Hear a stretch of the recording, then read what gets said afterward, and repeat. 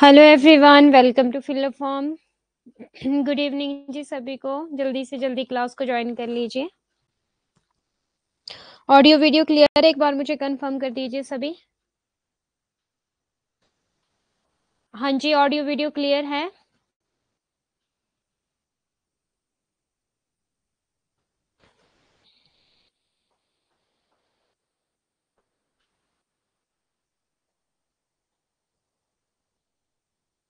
आज हम important topic करने वाले हैं आपका ratio analysis. Rahul Kumar ji, okay ठीक है। आपने न्यू ज्वाइन किया है क्या?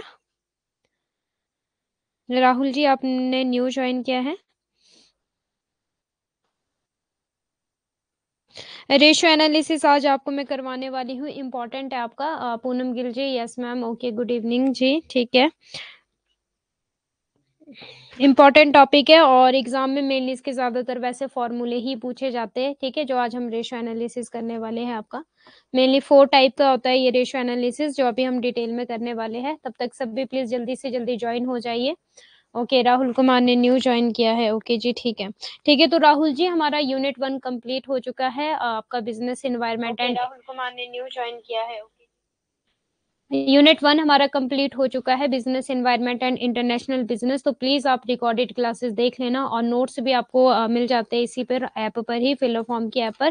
कंटेंट में जाना, कंटेंट के बाद आपको वहां पर आप नोट्स में जाओ, ठीक है। पेपर 2 जून 2024, ठीक है, वहां पर आपको नोट्स मिल जाएंगे यूनिट 1 और यूनिट 2 के भी। यूनिट 1 आपका बिजनेस एनवायरनमेंट एंड आपका इंटरनेशनल बिजनेस है और यूनिट 2 आपका अकाउंटिंग एंड ऑडिटिंग है, ठीक है। तो आपको नोट्स भी मिल जाएंगे और इसी के साथ साथ आपको लाइव क्लासेस में जाना है, कंटेंट में लाइव क्लासेस में जाना है, वहां पर आपको सारी रिकॉर्डेड क्लासेस मिल जाएगी। तो प्लीज आप एक बार चेक कर लेना। और मैं आपको पढ़ाती हूँ कॉमर्स यूजीसी नेट जून 2024 के लिए, ठीक है। तो जल्दी से थम्स अप दे दो मुझे। किसी का कोई भी डाउट है तो प्लीज पूछ लीजिए एक बार। कल आपकी क्लास नहीं हुई थी बिकॉज कल मैं कहीं गई थी, बहुत इंपॉर्टेंट काम था कल मुझे, जिस वजह से कल आपकी क्लास नहीं हो पाई थी। एक बार देख लीजिए आपकी जो यूनिट 2 है, क्या क्या सिलेबस है, क्योंकि हमने यूजीसी नेट को फॉलो करना है, ठीक है। जो यूजीसी ये जो एनटीए वाले हैं, ठीक है, क्या इनका सिलेबस है, इसी को हम फॉलो करते हुए चलेंगे जो इन्होंने सिलेबस बताया है। और और क्या मुझे आपको इम्पोर्टेंट बात बतानी थी एक। हाँ, इतना काफी है। बाकी प्रीवियस और क्वेश्चन पेपर लगा रहे हो क्या? जल्दी से बता दो मुझे, प्रीवियस और क्वेश्चन पेपर लगा रहे हो? किसी का कोई डाउट है? यस, कोई भी डाउट है तो प्लीज एक बार पूछ लीजिए।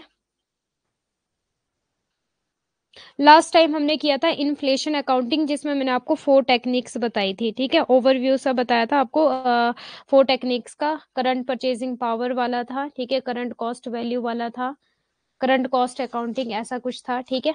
टेक्निक्स मैंने आपको बताई थी। Everyday class, yes Rahul ji, मुझे ये बताना था आपको, थैंक यू, आपने मुझे याद दिला दिया। हाँ जी, एवरीडे आपकी क्लास होती है, Monday to Saturday daily 5 PM to 6 PM आपकी क्लास होती है। हाँ, मुझे यही बताना था आपको, 5 PM टू 6 PM आपकी डेली क्लास होती है। ओके, किसी का कोई डाउट है तो प्लीज एक बार पूछ लीजिए, नहीं तो हम फिर क्लास को स्टार्ट करते हैं फिर। ओके ओके, लिख दीजिए प्लीज सभी, वी वांट जेआरएफ इन जून 2024। जल्दी से जल्दी पॉजिटिव रहना है, पॉजिटिव बोलना है और पॉजिटिव ही एक्ट करना है। आई एम प्रियंका और मैं आपको पेपर 1 भी पढ़ाती हूँ, ठीक है। पेपर 1 की भी आपकी क्लास होनी है आज 7 PM टू 8 PM। तो ज्वाइन हो जाना है इसी पर, फिल फॉर्म की ऐप पर। और इसी के साथ साथ मैं आपको पेपर 2 कॉमर्स भी पढ़ाती हूँ। ओके जी, we want JRF June 2024, please लिख दिया करो साथ में जून 2024। ये हमारा अकाउंटिंग एंड ऑडिटिंग, जिसमें कि हम बेसिक अकाउंटिंग प्रिंसिपल्स हमने कर लिए, कॉन्सेप्ट कर लिए है। पार्टनरशिप अकाउंट हमारा हो चुका है, कॉर्पोरेट अकाउंटिंग हमारा हो चुका है, कॉस्ट एंड मैनेजमेंट अकाउंटिंग हमारा हो चुका है, और फाइनेंशियल स्टेटमेंट एनालिसिस अभी हमारे ये चल रहा है, ठीक है। फाइनेंशियल स्टेटमेंट एनालिसिस हमने कर लिया है। आज हम करेंगे रेशियो एनालिसिस। बाकी फंड फ्लो एनालिसिस आपका हो चुका है, ठीक है। कैश फ्लो स्टेटमेंट एनालिसिस आपका हो चुका है और ह्यूमन रिसोर्स अकाउंटिंग मुझे करवाना है। देखते हैं, अगर आज हमारे पास टाइम रहा तो हम इसको भी देख लेंगे। और इन्फ्लेशन अकाउंटिंग भी आपका हो चुका है, बट कहीं ना कहीं ये क्लियर नहीं हुई थी, कुछ टेक्निक्स थी जो इसकी, ठीक है, वो डिटेल में पढ़ाऊंगी और देखते इसको भी करवा लेंगे, ठीक है। और एनवायरमेंटल अकाउंटिंग, ओके जी, क्लियर है सभी को।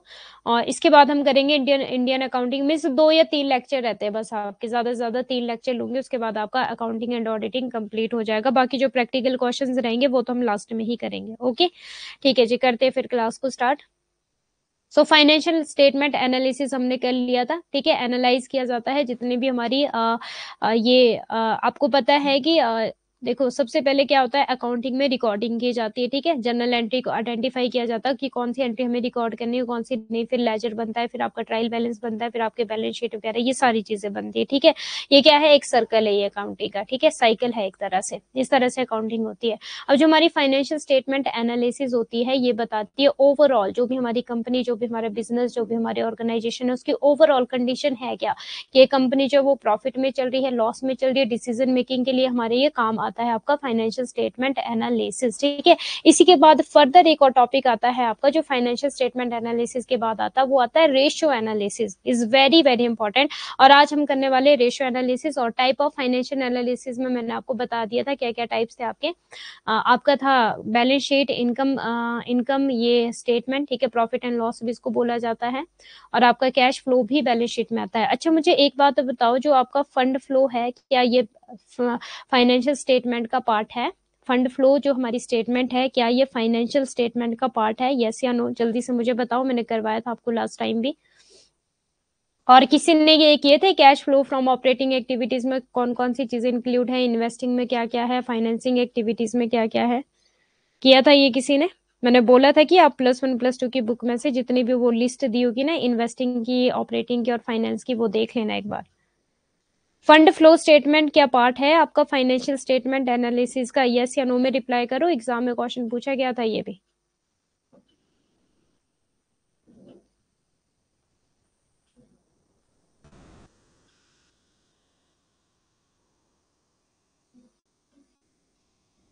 जल्दी से बताओ, फंड फ्लो स्टेटमेंट पार्ट है क्या फाइनेंशियल एनालिसिस का, फाइनेंशियल स्टेटमेंट एनालिसिस का, जल्दी से बताओ। फिर आपका न्यू टॉपिक स्टार्ट करते हैं, रेशियो एनालिसिस। अभी आपका रह जाएगा HRA, ठीक है। इसके मुझे मॉडल्स करवाने हैं आपको बिल्कुल डिटेल में, ठीक है। और मुझे इन्फ्लेशन अकाउंटिंग करवाना है, वैसे मैंने ओवरव्यू तो दिया था आपको, ठीक है, टेक्निक, वो भी करवाना है मुझे बिल्कुल डिटेल में, ठीक है। तो इन चीजों को तो मुझे डिटेल में करवाना पड़ेगा, बाकी रेशियो एनालिसिस में तो मेनली हमें फॉर्मूले ही करने होते हैं जो एग्जाम में पूछे जाते हैं। Good evening, no, yes, very good Richa Panwar ji, no, yes, okay, हाँ जी। तो अगर आपको पूछा जाए ना एग्जाम में कि जो आपका फंड फ्लो स्टेटमेंट है, क्या ये फाइनेंशियल स्टेटमेंट एनालिसिस का पार्ट है, आप करोगे नहीं। कैश फ्लो है, इनकम स्टेटमेंट है, प्रॉफिट एंड लॉस जो होता है, ठीक है, अकाउंट जो होता है, और आपका बैलेंस शीट तो पार्ट है आपका फाइनेंशियल स्टेटमेंट एनालिसिस का, बट फंड फ्लो स्टेटमेंट नहीं है आपका पार्ट फाइनेंशियल एनालिसिस का, ठीक है, फाइनेंशियल स्टेटमेंट एनालिसिस का। क्लियर है? बाकी हमने ये डिटेल में पढ़ लिया था, जिन्होंने मेरी प्रीवियस क्लास नहीं देखी है वो देख लेना एक बार। अब हम स्टार्ट करते हैं आपका न्यू टॉपिक, दिस इज आपका ratio analysis, is very very important, exam में बहुत बार पूछा जाता है कि what is the meaning of ratio analysis. अब कोई मुझे बताएगा कि रेशियो एनालिसिस होगा क्यों, आखिर क्या मतलब है इसका? हाँ जी, कोई बता सकता है मुझे क्यों किया जाता है रेशियो एनालिसिस?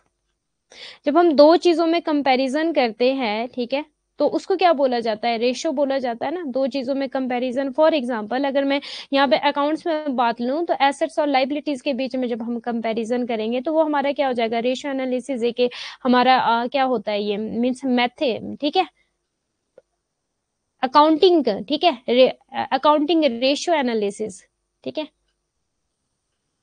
अब देखो यहाँ पे रेशियो एनालिसिस क्या है, सिंपल सा मैंने बोला है कि जब हम दो में कंपैरिजन करते हैं, दो चीजों में कंपैरिजन करते हैं, तो वो क्या हो गया, हमारा रेशियो निकल कर आती है वहां से, ठीक है।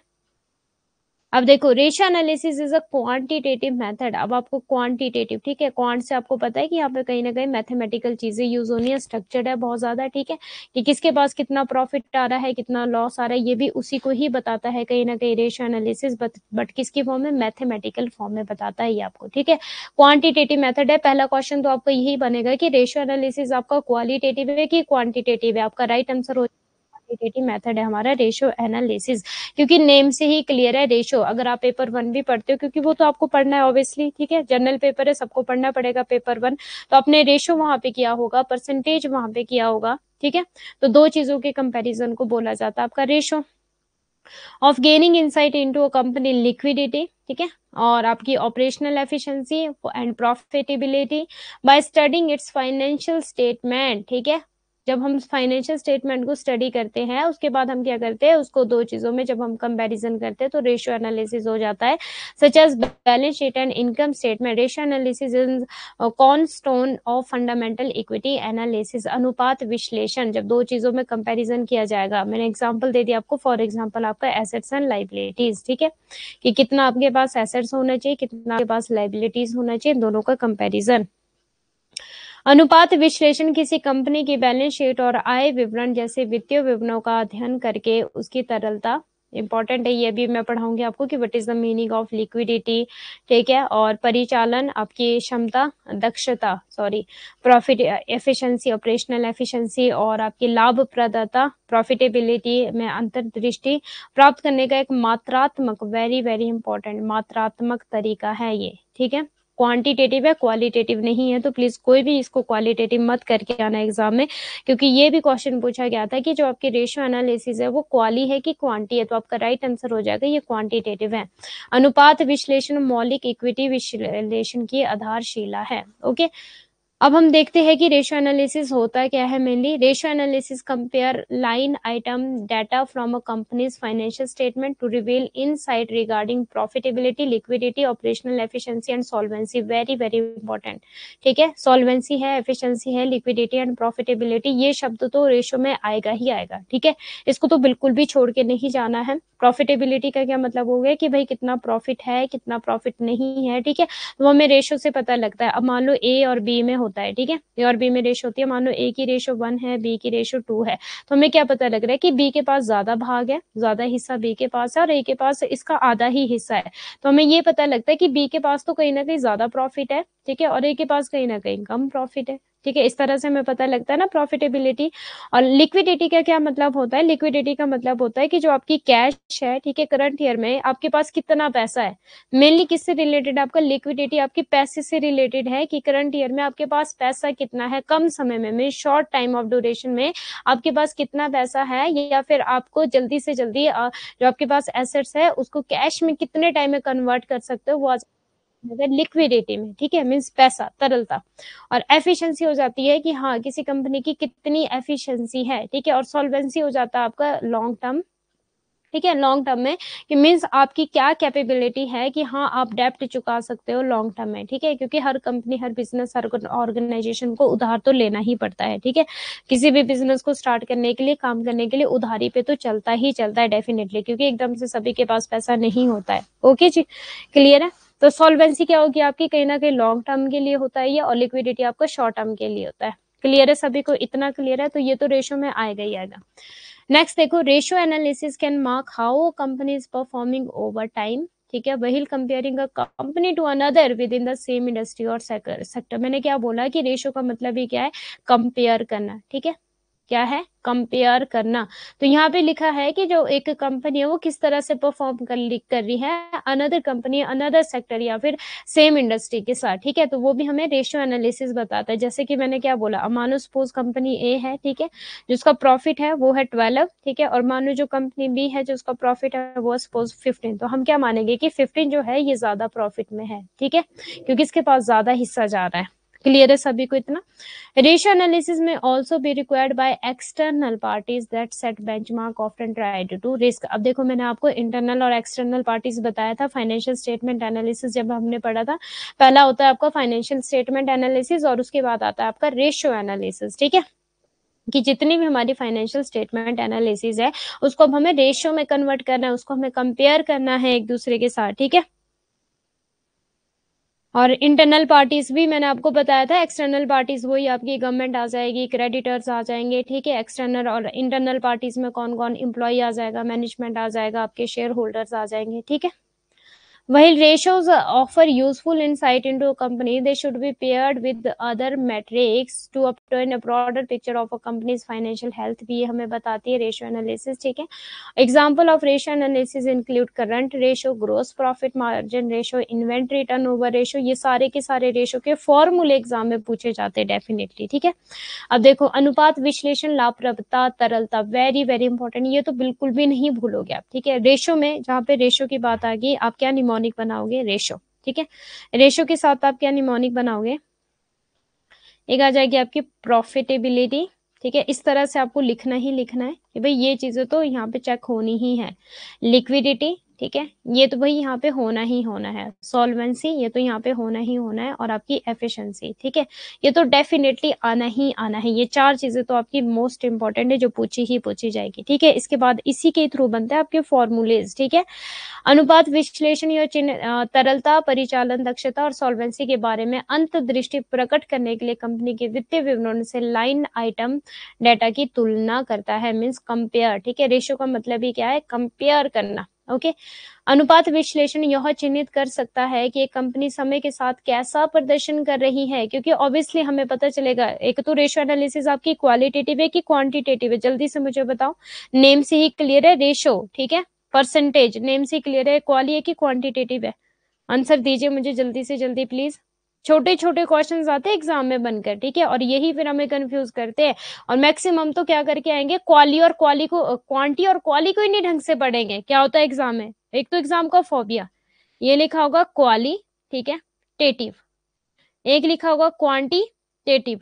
और कुछ इतने इंटेलिजेंट होंगे जो स्पेलिंग ही ढंग से नहीं पढ़कर आएंगे, और मन में तो उनके चल रहा होगा कि क्वांटिटेटिव है, बट टिक किस में करके आएंगे, क्वालिटेटिव में टिक करके आएंगे। और बहुत बार ये होता है स्टूडेंट के साथ, तो प्लीज अवेयर रहना है, पेशेंस रखना है, और मीन्स कि आपको अपने माइंड को प्रेजेंस ऑफ माइंड रखना है एग्जाम के टाइम में, ठीक है। शब्दों को, क्वेश्चन को बिल्कुल ध्यान से पढ़ो।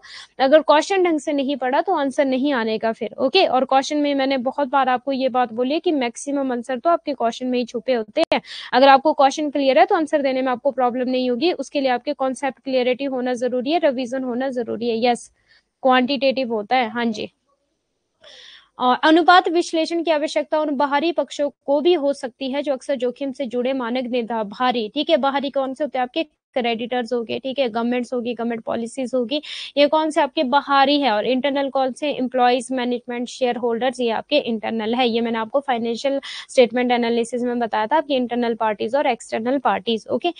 नेक्स्ट देखो, जबकि अनुपात किसी कंपनी में उपयोगी अंतर्दृष्टि प्रदान करते हैं, किसी कंपनी के वित्तीय स्वास्थ्य की व्यापक तस्वीर प्राप्त करने के लिए उन्हें अन्य मैट्रिक्स के साथ जोड़ा जाना चाहिए। अनुपात विश्लेषण के उदाहरण में वर्तमान अनुपात, सकल लाभ मार्जिन, ठीक है, अनुपात, ये हम करेंगे अभी, okay.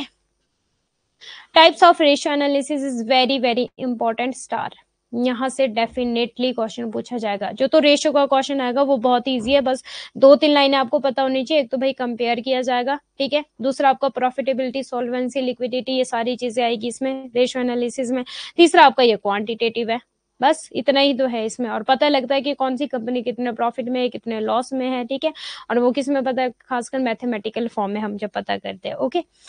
The various kinds of financial ratio available may be broadly grouped into the following six आपके based on the sets of data they provide. अब देखो, एक है आपकी liquidity ratio is very very important, और पूरा चार्ट नहीं है क्या मैंने बनाया, solvency ratio, profitability ratio, okay, efficiency ratio, fifth आपकी कवरेज रेशियो, ठीक है, market prospectus prospect ratio, okay, ठीक है। कवरेज रेशियो होगी आपकी, एफिशिएंसी रेशियो होगी, इसको एक्टिविटी एफिशिएंसी रेशियो भी बोला जाता है, ठीक है।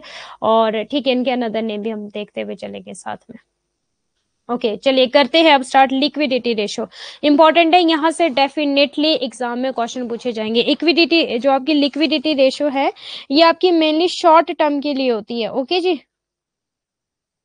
क्लियर है सभी को। मेनली किसके लिए होती है आपकी लिक्विडिटी रेशियो, शॉर्ट टर्म के लिए, कि जो आपकी कैश है ना, या कैश इक्विपमेंट है, वो आप मेनली 12 मंथ के अंदर अंदर, ठीक है, उसको कैश में कन्वर्ट कर सकते हो कितनी जल्दी। और अगर मैं सिंपल बात बताऊं कि आपके पास कितना पैसा है, आपकी जेब में कितना पैसा है, ठीक है, ये बताता है हमारा लिक्विडिटी रेशियो। लिक्विडिटी रेशियो अब हम देखेंगे, measures a company ability to pay of its short term debts, कौन से, शॉर्ट टर्म डेट, ठीक है, एसेट्स और आपकी लाइबिलिटीज, ये होती है ना मेनली।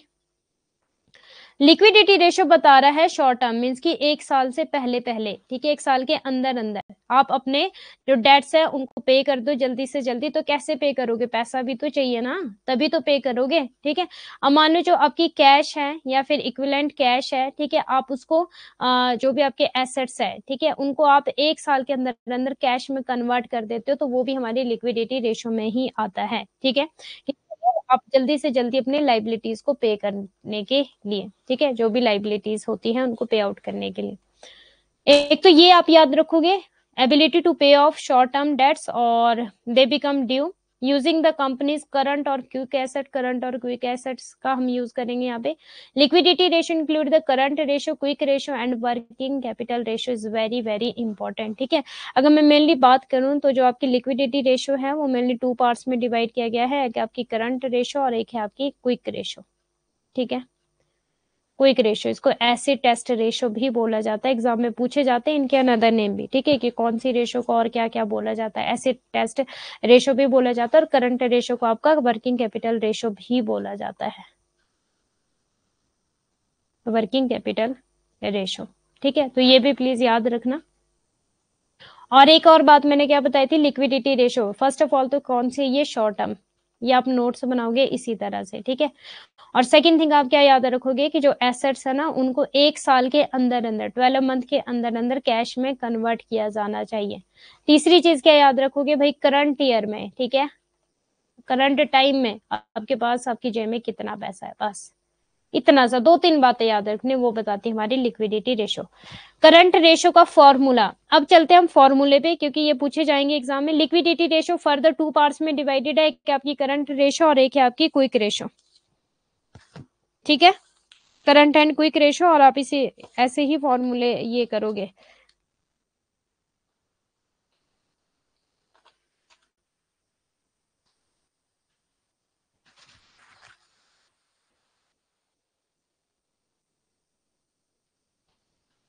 समझ आ रहा है सभी को, जल्दी से यस नो में बताओ, इजी से टॉपिक है, ज्यादा टफ नहीं है। करंट रेशियो का क्या फॉर्मूला है, बहुत बार एग्जाम में पूछा गया है, current assets upon current liability, ठीक है। और इसकी रेशियो क्या है, 2:1, क्या है, 2:1।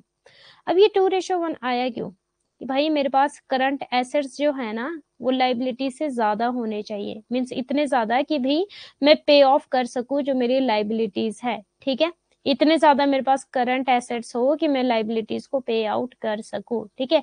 इसको इसको बांटा गया है 2:1 में। और जो हमारी क्विक रेशियो है इसको एसिड टेस्ट रेशियो भी कहा जाता है, पूछा जाता है एग्जाम में। इसका फॉर्मूला लिक्विड एसेट्स अपॉन आपकी current liabilities.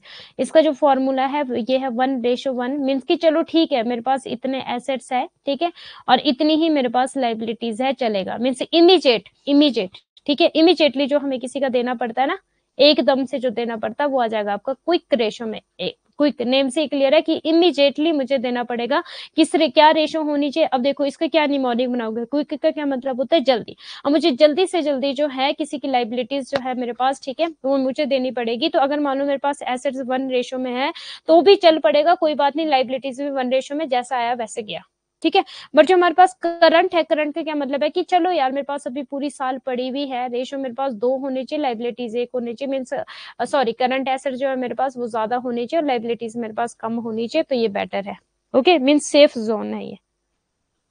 Is it clear? तो प्लीज ये याद रखना, करंट रेशियो का क्या फॉर्मूला है, current assets upon current liabilities, बहुत बार नेट के एग्जाम में पूछा जाता है। क्विक रेशियो का क्या फॉर्मूला है, liquid assets upon current liability, liquid, ठीक है, क्विक मतलब बहुत जल्दी से, और बहुत जल्दी क्या, 1:1, ये निमोनिक है, ये इस तरह से ही याद रखना। अब हम देखते हैं यहाँ पर आपका डिफरेंस बिटवीन आपका करंट रेशियो एंड आपका quick ratio. It is a portion of total current assets to total current liability. और जो quick ratio it is a portion of liquid current assets to liquid, means कि जो मेरे पास पैसा है ना हाथ में, बस वो जल्दी से जल्दी मुझे पे ऑफ करना है इमीडिएटली। जितना भी मेरे पास इमीडिएट पैसा है हाथ में वो मुझे जल्दी से जल्दी देना है, ठीक है। फिर measure the ability to pay of short term liabilities of the term, measure the ability to pay of short term debt and current financial requirement, ठीक है। फाइनेंशियल रिक्वायरमेंट जो है 1:1, ratio of 1:1 is favourable ratio, और आप यहाँ पे है 2:1 is considered as a favourable current ratio, okay.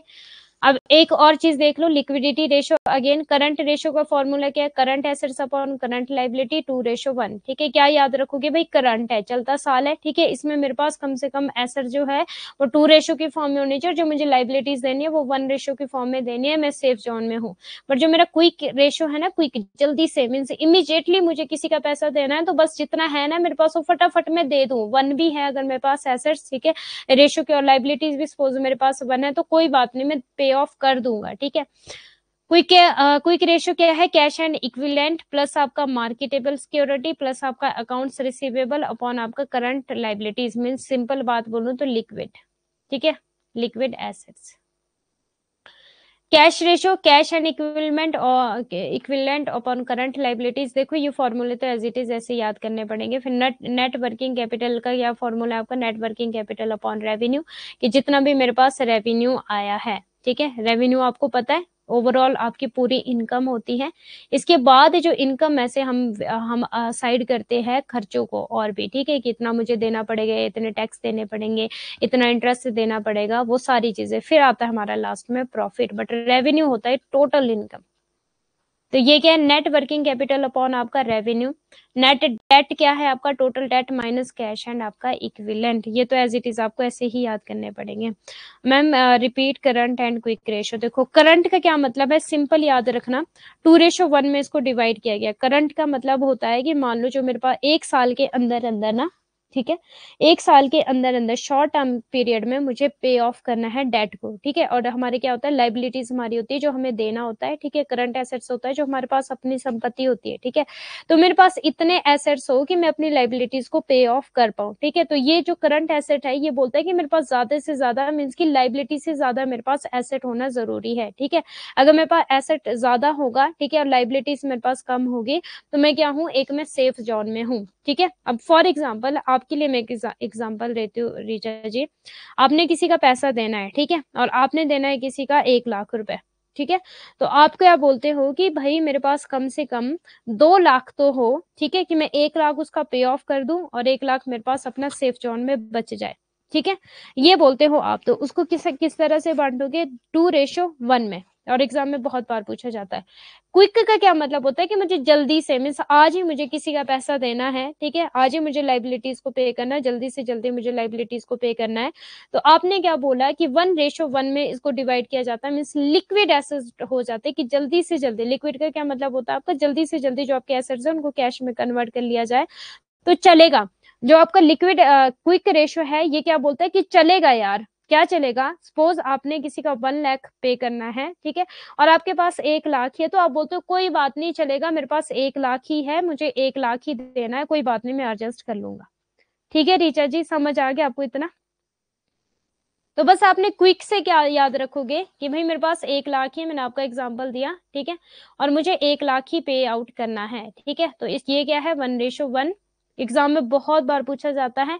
और करंट क्या है कि चलो कोई बात नहीं यार, मेरे पास 12 महीने तो है, ठीक है, मैं कर दूंगा, बट मेरे पास एसेट्स मुझे ज्यादा चाहिए 2:1 में, ठीक है, एसेट्स मुझे ज्यादा होने चाहिए मेरे पास, जो मुझे लाइबिलिटीज पे ऑफ करनी है। क्लियर है, ओके गुड। अब आती हमारी सॉल्वेंसी रेशो, जो तो थी हमारी लिक्विडिटी रेशो, ठीक है, लिक्विडिटी रेशो इसको फर्दर 2 पार्ट्स में डिवाइड किया गया था, एक थी आपकी करंट रेशो, ठीक है, करंट रेशो का क्या फॉर्मूला था आपका, करंट एसेट्स अपॉन आपकी करंट लाइबिलिटीज, इसको किस पार्ट में डिवाइड किया गया था, 2:1 में। क्लियर है। एक आती है हमारे पास आपकी क्विक रेशो, जिसको एसिड टेस्ट रेशो भी बोला जाता है, इसके हमारा फॉर्मूला लिक्विड एसेट्स अपॉन आपकी करंट लाइबिलिटीज, ठीक है, और इसको फर्दर किस में डिवाइड किया गया था, कौन सी रेशो थी, 1:1। बहुत बार एग्जाम में क्वेश्चन पूछा जाता है, तो प्लीज याद रखना। क्विक में क्या याद रखोगे, बस जल्दी, ठीक है, जल्दी का मतलब 1:1, ठीक है, और करंट में क्या याद रखो कि चलो है यार मेरे पास टाइम है, ठीक है, 1 साल है मेरे पास अभी पूरा पूरा पड़ा हुआ, ओके, तो मैं क्या करूंगी, मेरे पास एसेट्स तो मुझे ज्यादा चाहिए, लाइबिलिटी कम होनी चाहिए, बस इस तरह से याद रखोगे आप, ठीक है, या फिर इसका और निमोनिक बना लेना, 2 एसेट और 1 लाइबिलिटी, इस तरह से बना लेना, ठीक है, निमोनिक बनाना, निमोनिक से ज्यादा चीजें याद रहती है। अब चलते सॉल्वेंसी रेशो, लिक्विडिटी रेशो हमारी कैसी रेशो थी, first of all short term, कौन सा था? शॉर्ट टर्म के अंदर मीन्स 12 मंथ के अंडर अंडर मुझे डेट पे आउट करना है, ठीक है, किसी से उधार लिया दिया जो भी है, और शॉर्ट टर्म के अंदर अंदर जो मेरे एसेट्स हैं मुझे उन्हें कैश में कन्वर्ट करना है, मीन्स कि आपकी जेब में कितना पैसा है, ठीक है। ये तो हमारा लिक्विडिटी। अब सॉल्वेंसी क्या बताता है कि आपकी जेब में कितना पैसा है, किसी कंपनी की जेब में कितनी कैपेबिलिटी है कि वो लॉन्ग टर्म में आने वाले टाइम में वो सारे के सारे डेट जो है, जो उधार है, वो चुका पाए, ठीक है। ये हमारी solvency ratio.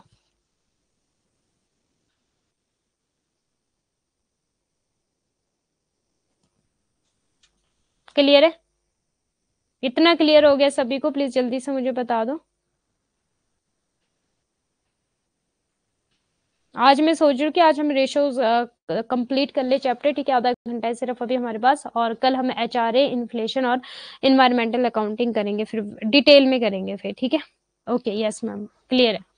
Also called financial leverage भी इसको बोला जाता है। Very very important. Solvency ratio compare a company's debt level with its assets, equity and earning to evaluate the likelihood of a company staying afloat over the long haul. अब ये इतनी language क्या बोल रहा है? मैं सिंपल बोल रही हूँ आपको, लॉन्ग टर्म के जो डेट्स है, ठीक है, क्या मेरे पास इतना पैसा है कि मैं लॉन्ग टर्म के डेट्स को पे आउट कर पाऊं जल्दी से जल्दी, ये बात बोल रहा है ये, सिंपल, और कुछ भी नहीं बोल रहा है। और इसका अनदर नेम क्या है? फाइनेंशियल लिवरेज रेशो और सॉल्वेंसी रेशो, बस। बाकी ये जो इतनी सारी कहानी पढ़ दी ना इसने, ठीक है, बट हमें कितना याद रखना है? निमोनिक हमने याद रखना है कि हाँ ये बात बोल रहा है, ये सिंपल सी बात है बस, ठीक है। इतना हमें पूरा चंडीगढ़ दिल्ली घूम के नहीं जाना है, ये जो बात बोल रहा है वो बता रही हूँ आपको, ठीक है। लॉन्ग हॉल, ठीक है, by paying off its long term debts as well as the interest on its debt, ठीक है। एक तो मुझे क्या करना है? पे आउट करने हैं लॉन्ग टर्म डेट। अब जब भी हम उधार लेते हैं, उधार के साथ आपको पता है क्या चीज और पे करनी पड़ती है आपको? जल्दी से मुझे बताओ, उधार के साथ क्या पे आउट करते हो? इंटरेस्ट, ठीक है, इंटरेस्ट पे आउट करते हो। शेयर्स के साथ हमें क्या मिलता था? डिविडेंड। डिबेंचर्स के साथ क्या होता है आपका? डिबेंचर्स के साथ, डिबेंचर क्या है आपका? एक तरह का लोन है, ठीक है। डिबेंचर्स के साथ क्या पे आउट करना पड़ता है? इंटरेस्ट, ठीक है। Liquidity short term, solvency long term, yes. हाँ जी रीचा वजह, यस, गुड। अब देखो, interest on its debt long term में एज वेल एज, एक तो मुझे लॉन्ग टर्म में क्या पे आउट करना है? डेट में क्या पे कर पाऊंगा? क्या मेरे पास इतना पैसा है? क्या मेरी कंपनी के पास इतना पैसा है कि मैं जल्दी से जल्दी जो है वो डेट पे कर पाऊंगा? मीन्स लॉन्ग टर्म में, जल्दी से जल्दी नहीं, लॉन्ग टर्म में मीन्स आफ्टर 1 ईयर, ठीक है, 1 साल के बाद। लॉन्ग टर्म 1 साल के बाद, और आपका शॉर्ट टर्म हो जाएगा 1 year period of time, okay. और इसी के साथ साथ क्या मैं इंटरेस्ट भी पे कर पाऊंगा जो मुझे उस उधारी पे इंटरेस्ट लगा है? Example of solvency ratio.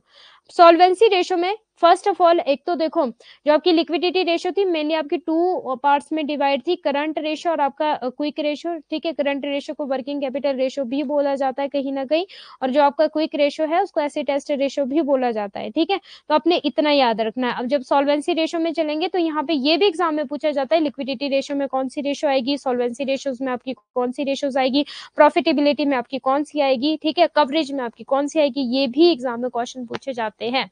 Liquidity में नेम से क्लियर है, डेट इक्विटी रेशो। अब मीन्स कितना डेट लिया है, ठीक है, कितना उधार दिया है, लिया है हमने। और इक्विटी आपके कौन होते हैं? मिलनी आपके इक्विटी कौन होते हैं? आपके ओनर्स होते हैं, ठीक है। इनके बीच में कंपैरिजन, डेट और इक्विटी के बीच में comparison. Debt assets ratio, debt और एसेट्स का कंपैरिजन, ठीक है। Interest coverage ratio. अब यहाँ पे डेट टू एसेट्स रेशो, ठीक है, इसका क्या formula? Total debt upon total assets. Debt to equity, total debt आपका टोटल इक्विटी।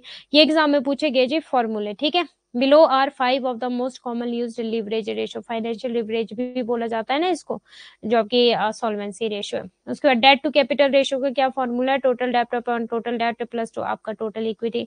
फिर डेट टू EBITDA, ये है आपका earning before interest tax depreciation and amortisation, की कितना डेप्रिसिएशन लगा है, ठीक है। टोटल डेट आपका अर्निंग बिफोर इंटरेस्ट टैक्स, ठीक है। Asset to equity ratio, total assets upon total equity. ये फॉर्मूले पूछे गए हैं एग्जाम में। अब नेक्स्ट हमारा 1 मिनट मुझे आपको और करवाना था यहाँ पे, जब आपका सॉल्वेंसी रेशो है, कुछ इंपॉर्टेंट चीजें। सॉल्वेंसी रेशो, ठीक है। अभी आपको सॉल्वेंसी रेशो में एक ब्लैंक स्लाइड लेकर जो इंपॉर्टेंट चीजें एग्जाम में पूछी जाती है, ये फॉर्मूले, ओके, ये करवा देती हूँ। हम कर रहे थे सॉल्वेंसी रेशो, ठीक है।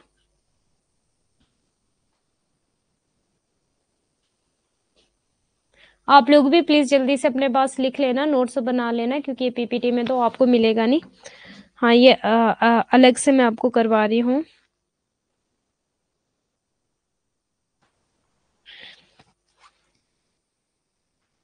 सॉल्वेंसी रेशो को कैपिटल स्ट्रक्चर रेशो भी कहा जाता है, पहले तो आप ये भी याद रख लेना, और फाइनेंशियल लीवरेज भी। सॉल्वेंसी रेशो को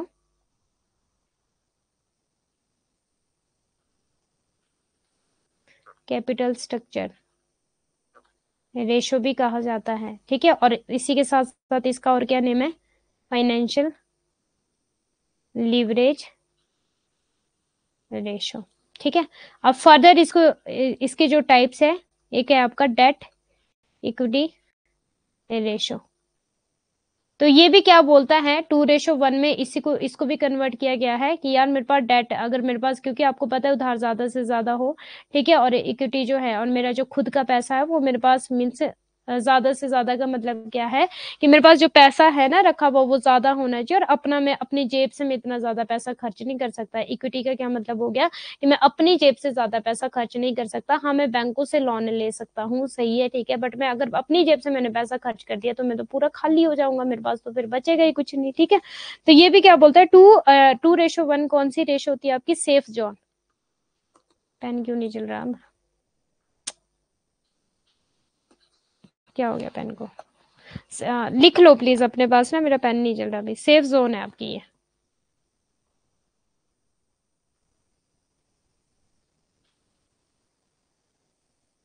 2:1 आपकी सेफ जोन हो जाएगी। हाँ, चल पड़ा, 2:1 आपकी सेफ जोन हो जाएगी।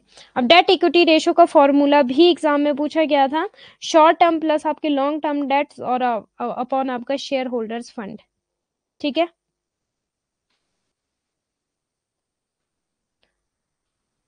शॉर्ट टर्म डेट प्लस आपके लॉन्ग टर्म डेट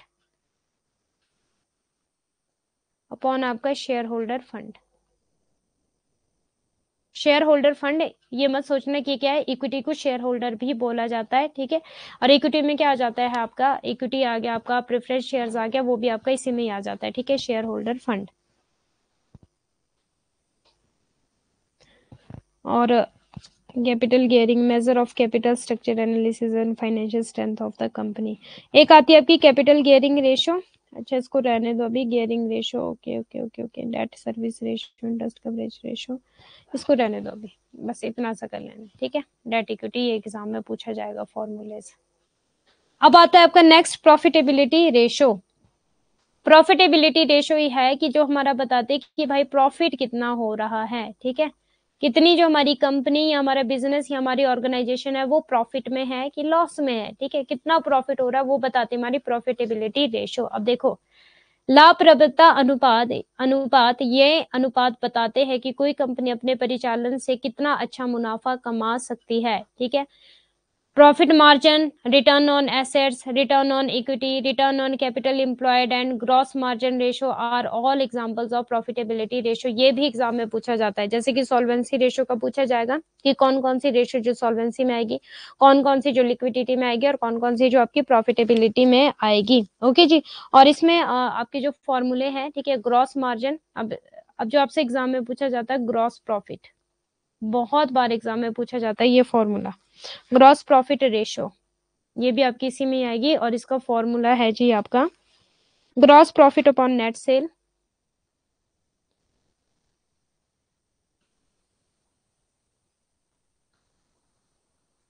इनटू आपका 100, ठीक है।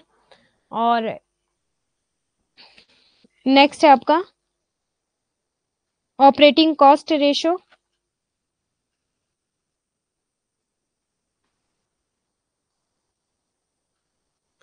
बाकी तो पीपीटी है ही, आपको मिल जाएगी। ऑपरेटिंग कॉस्ट है आपका, ऑपरेटिंग कॉस्ट अपॉन आपका नेट सेल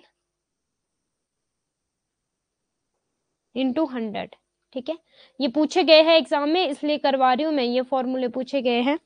थर्ड वन आपका नेट प्रॉफिट रेशो, ठीक है, इंपॉर्टेंट है, ये भी एग्जाम में पूछा जाता है, बहुत बार पूछा गया है, नेट प्रॉफिट रेशो इसका फॉर्मूला है जी आपका net profit after tax, net profit आपका आफ्टर टैक्स अपॉन आपकी नेट सेल इनटू आपका 100। ये भी एग्जाम में पूछा गया है। ये तो सारे के सारे करवा ही देती हूँ, ये सारे के सारे एग्जाम में पूछे गए हैं, ठीक है। ऑपरेटिंग कॉस्ट रेशो हो गया ना, ऑपरेटिंग प्रॉफिट रेशो, ये लिख लेना प्लीज, पूछे गए एग्जाम में। ऑपरेटिंग प्रॉफिट रेशो, इनके फॉर्मूले इंपॉर्टेंट है, ओके। साथ के साथ नोट्स बना लो। Operating profit upon net sales into आपका 100, ऑपरेटिंग प्रॉफिट आपका अपॉन आपका नेट सेल इनटू 100। देखो ऑपरेटिंग कॉस्ट रेशियो में क्या था, operating cost upon net sale into 100। Operating profit में क्या है, operating profit upon net sale into 100। Gross profit में क्या है, gross profit upon net sale into 100। और आपका नेट प्रॉफिट रेशियो में क्या है, नेट प्रॉफिट आफ्टर टैक्स, ठीक है। क्योंकि आपको पता है कि जो हमारा नेट प्रॉफिट होता है, हम कैसे बोलेंगे कि ये हमारा प्रॉफिट है कि नहीं है, इनकम, ठीक है। मैंने क्या बोला था आपको, इनकम तो आपकी ओवरऑल होगी जितना पैसा है, बट जब आप इंटरेस्ट पे आउट कर रहे हो, टैक्स पे आउट कर रहे हो, तभी तो पता चलेगा ना कि यार मेरा इतना प्रॉफिट आ रहा है, इतना बच रहा है। क्योंकि इंटरेस्ट जाएगा, ठीक है, टैक्स भी जाएगा, आपके पास तो ये रहेगा नहीं, आपकी जितनी मर्जी इनकम हो, उसी से पता चलता है आपका नेट प्रॉफिट। इसीलिए बोला गया है नेट प्रॉफिट। तो ये नेम से याद रखना, नेट प्रॉफिट आफ्टर टैक्स, जब टैक्स पे आउट कर दिया उसके बाद जो मेरा प्रॉफिट आ रहा है, या फिर जब मैंने इंटरेस्ट पे आउट कर दिया उसके बाद जो मेरा प्रॉफिट आ रहा है, उसको बोलेंगे नेट प्रॉफिट अपॉन आपकी नेट सेल, ठीक है। ये इतनी मेरी सेल हुई, ठीक है। और सेल में से आपको पता है, देखो सपोज देखो, अगर मानो मेरी सेल होती है 1 लाख की, ठीक है, 1 लाख की सेल हुई, और उसके बाद मेरा जो प्रॉफिट कितना आया, सेलिंग के बाद जो प्रॉफिट कितना आया, सेल में देखो ये तो मेरी सेल होगी, ठीक है, 1 लाख की सेल हुई। इसके बाद सपोज मानो मेरा प्रॉफिट आता है 80,000, और 20,000 लगे मेरे कैरिज में, ठीक है, ट्रांसपोर्टेशन में, इधर उधर लेना देना, सारी चीजें क्लियर है सभी को। और ओवरऑल प्रॉफिटेबिलिटी ऑफ कंपनी भी बोला जाता है नेट प्रॉफिट रेशियो को। रिटर्न ऑन इन्वेस्टमेंट रेशियो यहाँ पे कर लेते हैं, रिटर्न ऑन इन्वेस्टमेंट, कि आपने जितना इन्वेस्टमेंट किया था उसमें से आपको कितना रिटर्न मिला, कितना वापस मिला। इसका फॉर्मूला है नेट प्रॉफिट आफ्टर, ये इंपॉर्टेंट है प्लीज, नेट प्रॉफिट, ये सारे के सारे फॉर्मूले एग्जाम में पूछे गए, after interest and tax, interest and आपका टैक्स। अगर बात करेगा ओनली नेट प्रॉफिट की तो आपका क्या आएगा, net profit after tax. But अगर बात करेगा रिटर्न ऑन इन्वेस्टमेंट की तो आपका फॉर्मूला आएगा net profit after interest and tax आपका upon shareholders fund on, shareholder कौन होते हैं आपके, इक्विटी को भी बोला जाता है, ठीक है, शेयर होल्डर्स। और कौन होते हैं, ये मेनली आपके ओनर्स होते हैं, ठीक है, शेयर होल्डर्स फंड्स। और आपका इन्वेस्टमेंट मल्टीप्लाई आपका 100, ठीक है। ये एग्जाम में पूछे गए क्वेश्चन है, प्लीज लिखते रहो साथ साथ। प्रॉफिटेबिलिटी का ही करवा रही हूँ ये सारा। फोर्थ में आ जाएगा return on capital employed ratio, return on capital employed ratio. इसका क्या फॉर्मूला है आपका, net profit before interest and tax, ठीक है, ये भी इसी की तरह है, net profit after interest and आपका टैक्स अपॉन आपका कैपिटल एम्प्लॉयड, ये नेम से क्लियर है, ठीक है, कितना कैपिटल लगाया था आपने, कैपिटल एम्प्लॉयड, ठीक है, इतना कैपिटल आपने लगाया, उसके बाद आपको कितना नेट प्रॉफिट हुआ है इंटू 100, ठीक है जी, क्लियर है इतना। ये प्रॉफिटेबिलिटी के करवा रही हूँ। और फिर आता है आपका अर्निंग पर share ratio, EPS, earning per share ratio. ये भी एग्जाम में क्वेश्चन पूछा गया है, अभी दिसंबर 2023 में पूछा गया था फॉर्मूला अर्निंग पर शेयर का, ठीक है। Net profit after tax and preference dividend, यहाँ पे क्या हो गया, net profit after tax and preference dividend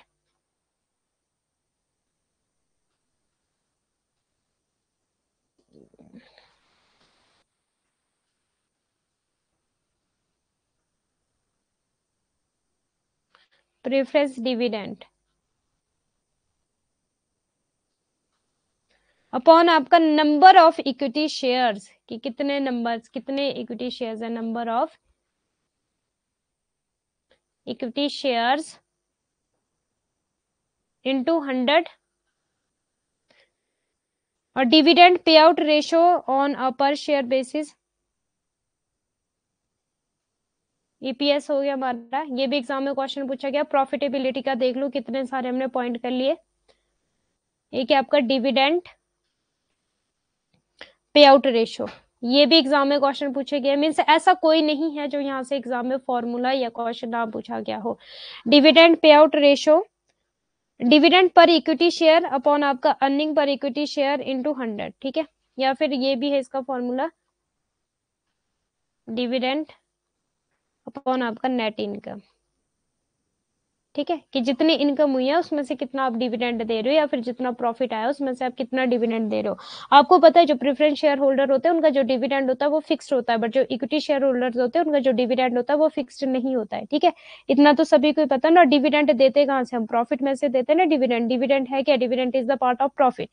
okay, clear है सभी को। और एक चीज लिख लो, बोलती हूँ डिविडेंड पर इक्विटी शेयर आपका divided by earning per equity share into 100, ठीक है, ये भी है। अब चलते हैं हम, लास्ट रह गया आपका अर्निंग पर इक्विटी शेयर। एक था आपका अर्निंग पर शेयर रेशो ईपीएस, ठीक है, अर्निंग पर शेयर रेशो। अब है earning per equity share, earning per equity share. इसका क्या फॉर्मूला, net profit after tax and preference dividend, net profit after tax and preference आपका डिविडेंड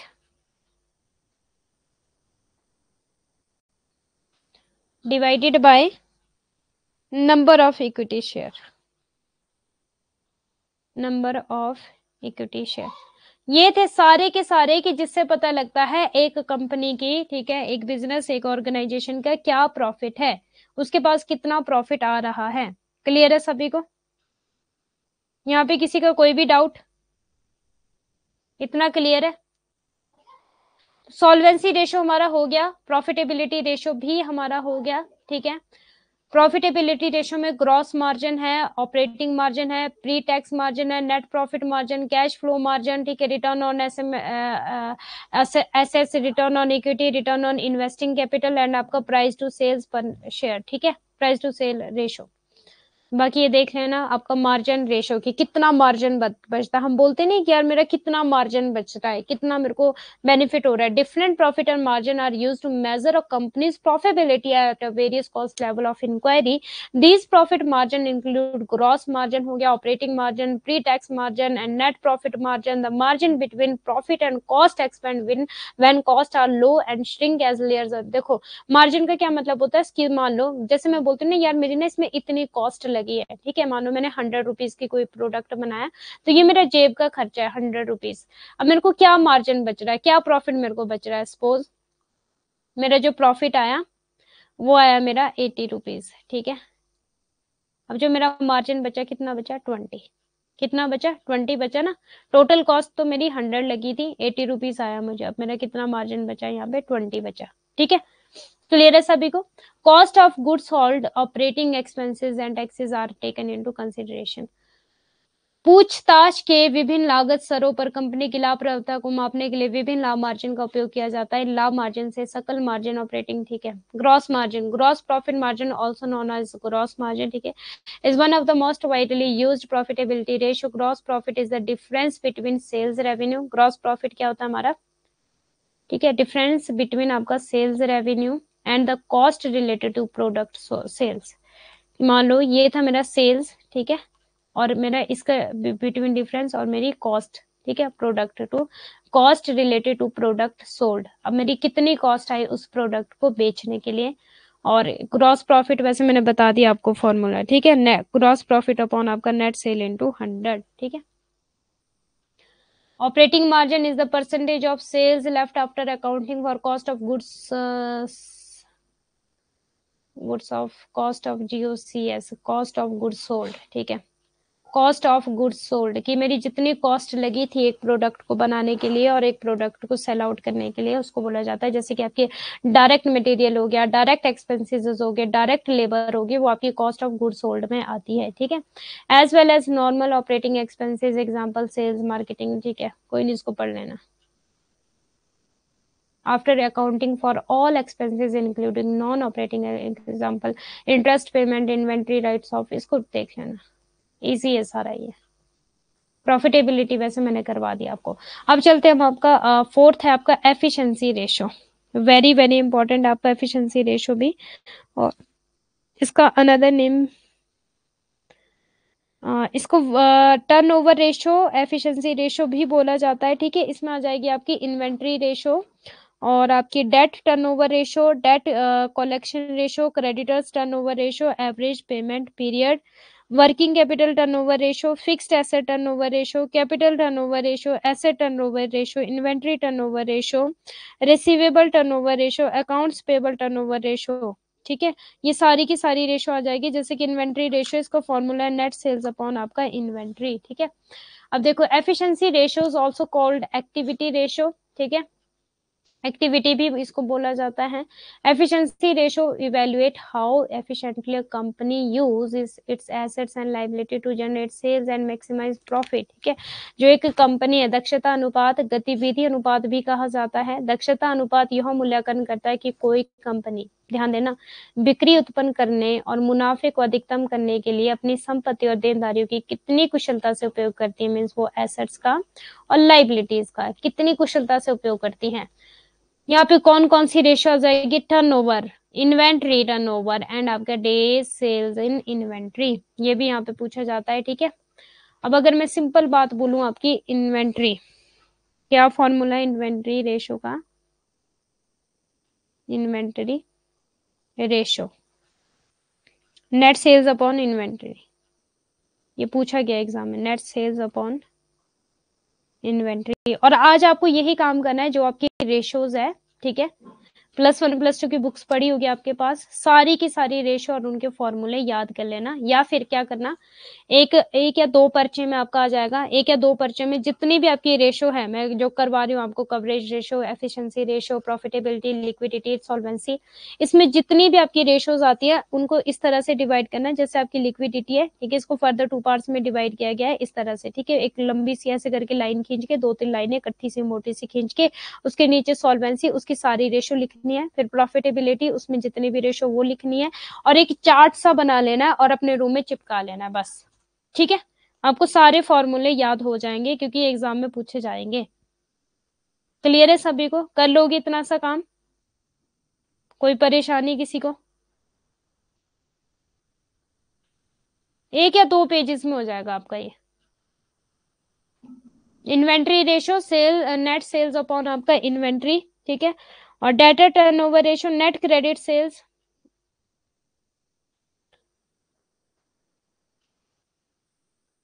डेटर्स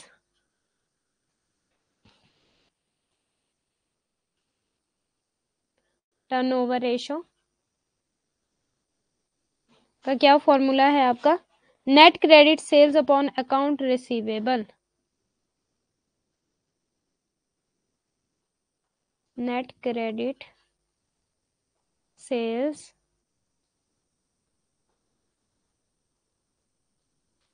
अपॉन आपका अकाउंट रिसीवेबल। ये जो मैं फॉर्मूले करवा रही हूँ ना, ये सारे के सारे एग्जाम में पूछे गए हैं, इसीलिए करवा रही हूँ, ठीक है जी, ओके। और क्रेडिटर एवरेज पेमेंट पीरियड, ये भी पूछा गया एग्जाम में, average trade creditor into number of days net credit, ठीक है, लिख लोगे बाकी आप लोग, ओके। अब चलते हैं हम कवरेज रेशो। कवरेज रेशो क्या बताती है, coverage ratio measure a company's ability, ध्यान देना, to make the interest payments and other obligation associated with its debt, example include the time interest earned ratio and debt service coverage ratio. Coverage अनुपात किसी company के ब्याज भुगतान और उसके ऋणों से जुड़े, किसके, इंटरेस्ट और उसके लोन, ठीक है, ऋणों से जुड़े अन्य दायित्वों को पूरा करने की क्षमता का क्षमता को मापता है। उदाहरण में समय, ब्याज अर्जित अनुपात और ऋण सेवा कवरेज अनुपात शामिल है। इंपॉर्टेंट है, ये भी एग्जाम में पूछा जाता है। ठीक है, अब आता है आपका market prospect ratio. There are the most commonly used ratio in fundamental analysis. They include dividend yield ratio, ठीक है, आपका PE रेशो आ जाएगा, और आपका अर्निंग पर शेयर आ जाएगा, EPS, डिविडेंड पे आउट रेशो आ जाएगा। Investor use these metrics to predict earning and future performance. चलो इसको रहने दो, ये प्रॉफिटेबिलिटी में हमने कर लिया था ऑलमोस्ट। ठीक है, मेनली आपकी यही रेशोज है जो एग्जाम में पूछी जाती है। कौन कौन सी रेशो पूछी जाती है? एक पूछी जाएगी लिक्विडिटी, ठीक है, इंपॉर्टेंट है। एक पूछी जाएगी आपसे सॉल्वेंसी, इंपॉर्टेंट है। एक पूछी जाएगी आपसे प्रॉफिटेबिलिटी, इंपॉर्टेंट है। और एक पूछी जाएगी आपसे एक्टिविटी, ठीक है, activity efficiency ratio. Very very important, ये चार की चार आपकी मोस्ट इंपॉर्टेंट है जो आपसे एग्जाम में पूछा जाएगा। इसके बाद नहीं मुझे लगता है कि आपसे कुछ पूछा जाने वाला है। यहाँ पे ज्यादा से ज्यादा फॉर्मूले पूछे जाएंगे बस, ठीक है। और अगर थियोटिकल पूछा जाएगा क्वेश्चन में भी, वो भी ठीक है।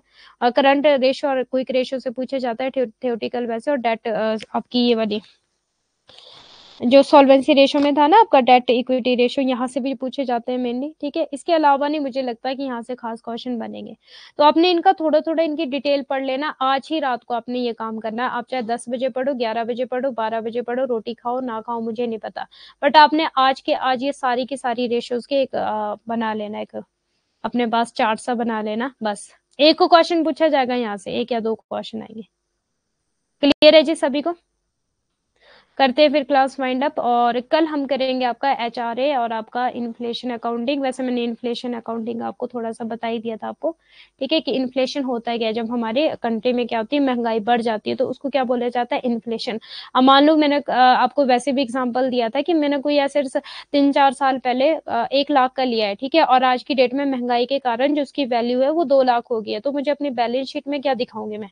मुझे तो 2 लाख दिखाना पड़ेगा, नहीं तो मुझे लॉस हो जाएगा। फिर इसकी फर्दर टेक्निक्स थी current purchasing power technique, CPP, ठीक है, एग्जाम में पूछी जाती है फुल फॉर्म।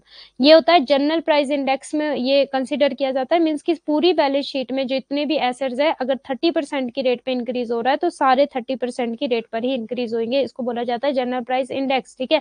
बैलेंस शीट और प्रॉफिट एंड लॉस इसमें आता है, ठीक है, उसमें जितने भी हम कन्वर्ट करेंगे ना बैलेंस शीट में, हमारे पास जितने भी एसेट लाइबिलिटीज हो गए प्रॉफिट एंड लॉस में। ओके मैम, 7 PM क्लास है? हाँ जी है। रेशो से क्वेश्चन भी आता है मैम? हाँ जी, रेशो से क्वेश्चन आता है डेफिनेटली, खासकर फॉर्मूले पूछे जाते हैं, जैसे क्विक रेशो आपका हो गया, और एसिड रेशो हो गया, लिक्विडिटी का क्या मीनिंग है, प्रॉफिटेबिलिटी क्या है आपकी, सॉल्वेंसी क्या है आपकी, ठीक है, और एफिशिएंसी क्या है, ये पूछा जाता है रेशो से। बस एक क्वेश्चन बनेगा डेफिनेटली, क्लियर है। और साथ में आपको इन्फ्लेशन अकाउंटिंग में रिप्लेसमेंट कॉस्ट अकाउंटिंग टेक्निक बताया था, इसमें स्पेशल प्राइस इंडेक्स होता है। मीन स्पेशल का क्या मतलब हो गया कि जरूरी नहीं कि सारे के सारे एसेट्स का हम एक ही प्राइस सेट करेंगे। किसी में 20% इंक्रीज हो सकता है, किसी में 30%, किसी में 40%, ठीक है। ऐसा नहीं कि सारे के सारे एसेट्स सेम लेवल पे ही महंगाई की दर को छू रहे। कोई एसेट्स ऐसे होंगे जो महंगाई के कारण बढ़ गए, कोई एसेट्स ऐसे होंगे जो महंगाई के कारण कम बढ़े, कोई ज्यादा कोई कम। तो उसमें replacement cost accounting technique use की जाती है, इसमें स्पेशल प्राइस इंडेक्स होता है, ठीक है। और यहाँ पे balance sheet profit and loss both are convert. Next आता है आपका करंट वैल्यू अकाउंटिंग टेक्निक। ये मार्केट वैल्यू के हिसाब से चलता है कि मार्केट वैल्यू में क्या अभी एसेट्स की लाइबिलिटीज की कीमत चल रही है, ठीक है। ओनली बैलेंस शीट ही यहाँ पर इंक्लूड होता है करंट वैल्यू में, ठीक है, उसको ही कन्वर्ट किया जाता है। और जो आपका करंट कॉस्ट है, ठीक है, कॉस्ट में आपका ये भी मार्केट वैल्यू के हिसाब से चलता है कि मार्केट में क्या वैल्यू चल रही है इस टाइम, उसी हिसाब से यहाँ पे बोथ आपका इंक्लूड होता है। बैलेंस शीट मीन्स एसेट्स और लाइबिलिटी, और प्रॉफिट एंड लॉस अकाउंट यहाँ पे कन्वर्ट होता है। ओके क्लियर है? तो वैसे हो ही गया आपका इन्फ्लेशन में। ये आपका inflation accounting current purchase power method, very very important, very very very very important. General price index, replacement specific price index, current value accounting method आपका यहाँ पे सिर्फ आपका बैलेंस शीट, और करंट कॉस्ट में आपका बैलेंस शीट प्लस आपका profit and loss या फिर ट्रेडिंग अकाउंट, सारी चीजें होगी। और मार्केट वैल्यू, मार्केट वैल्यू, और यहाँ पे भी आपकी मार्केट वैल्यू, ठीक है। इन्फ्लेशन अकाउंटिंग हो ही गया वैसे आपका। वैल्यू ऑफ मनी, ठीक है, ये वैसे पढ़ा दिया था मैंने। ओके ठीक है, फिर थैंक यू सो मच। 6 बज चुके हैं, और आपकी नेक्स्ट क्लास तो क्या है, अब 7 PM होनी आपकी नेक्स्ट क्लास, ठीक है। टीचिंग एप्टीट्यूड पढ़ेंगे हम, और आपका टीचिंग एप्टीट्यूड में हम काफी चीजें। अच्छा मुझे ये बताओ, पेपर 1 कौन कौन पढ़ रहा है मुझसे अभी? कॉमर्स में। पेपर 1 वाले कौन-कौन है जल्दी से बता दो। जो पेपर 1 भी पढ़ रहा है, थम्स अप दे दो। पेपर 1 वाले थम्स अप दे दो जो पेपर 1 भी पढ़ता है, कि ओनली कॉमर्स का ही आपने लिया है कोर्स। पूनम गिल है पेपर 1, ठीक है। और कौन है? ऋचा पनवर है, राहुल कुमार है, ओके। अंकिता जी हैं, ठीक है, ठीक है, ठीक है, ठीक है, ओके। 7 PM ज्वाइन कर लेना फिर, ठीक है। Bye bye, God bless you all.